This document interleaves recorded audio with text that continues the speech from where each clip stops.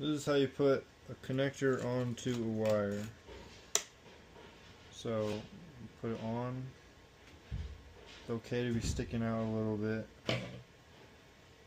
And on the clampers should be colors. And if it matches the color, you put it in the selected area and you squeeze it. And make sure not to do it below this thin spot or it probably will mess up. And you just squeeze here and it doesn't come off.